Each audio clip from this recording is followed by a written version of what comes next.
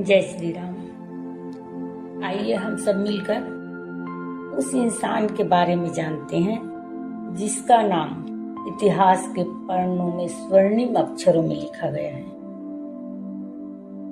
इतिहास पन्नों पर लिखी हुई कोई कोरी गाथा नहीं है।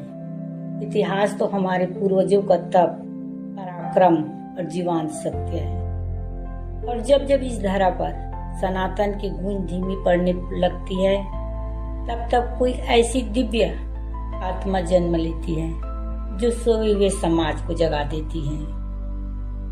भीड़ में खड़े होकर दूसरों की जय जयकार करना आसान है, लेकिन भीड़ से अलग निकलकर अपनी संस्कृति, अपने धर्म और सनातन की सिंह गर्जना बनना हर किसी के बस की बात नहीं होती। जब लोग चमत्कार ढूंढ रहे थे, तब मध्य प्रदेश के एक छोटे से गांव गढ़ा के एक युवा निकला, बिना किसी बड़े ऐशोआराम के, बिना किसी बड़े सहारे के, सिर्फ अपने दादाजी के आशीर्वाद और सन्यासी बाबा के चरणों में अटूट विश्वास लेकर आज दुनिया उन्हें पूज्य धीरेन्द्र कृष्ण शास्त्री यानी हमारे सबके प्यारे बागेश्वर धाम सरकार के नाम से जानती है।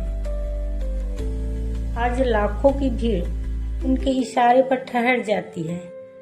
आज बड़े बड़े दिग्गज उसके सामने सिर झुकाते हैं। लेकिन क्या आप जानते हैं कि इस सफलता के पीछे की तपस्या क्या है? यह कहानी रातों रात अमीर या प्रसिद्धि होने की नहीं है। यह कहानी है उस दौर की जब घर में खाने के लिए अन्न का दाना नहीं था।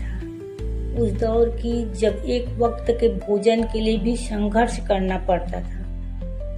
गरीबी क्या होती है, अभाव क्या होता है और अपनों से दूर चले जाना क्या होता है, उस युवा ने बहुत कम उम्र में देख लिया था। लेकिन जिसके सिर पर साक्षात बजरंग बली का हाथ हो, अपने बुजुर्गों का आशीर्वाद हो, जिसके संकल्प हिमालय जैसी दृढ़ता हो, उसे दुनिया की कोई गरीबी, कोई मजबूरी झुका नहीं सकती। उन्होंने अपनी परिस्थितियों को कभी अपनी कमजोरी नहीं बनने दिया। उन्होंने अपने दुखों का रोना नहीं रोया, बल्कि अपनी साधना को अपनी ढाल बना लिया। जब आप सही रास्ते पर चलेंगे और कुछ बड़ा करने की ठानेंगे, तो यह दुनिया चुप नहीं बैठेगी।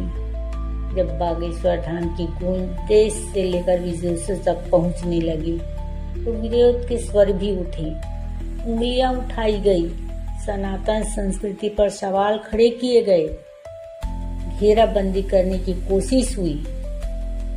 लेकिन असली शेर वही है जो पिंजरे की परवाह किए बिना दहाड़ता है। जब पूरी दुनिया विरोध में खड़ी हो, तब भी अकेले सीना तान कर अपने सत्य और अपने संकल्प पर अड़े रहना, यही तो असली मोटिवेशन है। लोग गुरुदेव से हमेशा पूछते हैं कि आपकी ताकत का राज क्या है। वह मुस्कुराकर कहते हैं, मेरी कोई ताकत नहीं, जो कुछ भी वह मेरे बागेश्वर बालाजी की कृपा है। यही समर्पण उन्हें निडर बनाता है। जो काल के भी रक्षक हनुमान जी का दास हो, भला इंसानों की धमकियों से क्या डरेगा।